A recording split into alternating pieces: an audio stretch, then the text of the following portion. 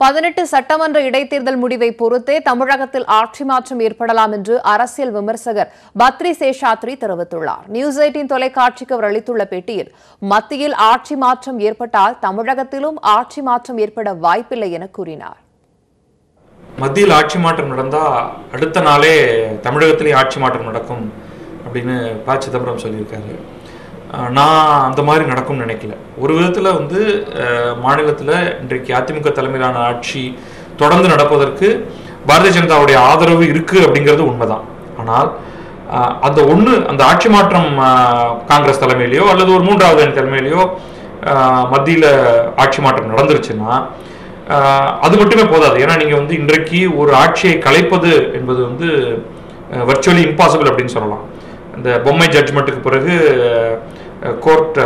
Supreme court பல ஜட்ஜ்மெண்ட்ஸில் அதை ரொம்ப தெளிவாக சொல்லியிருக்கு.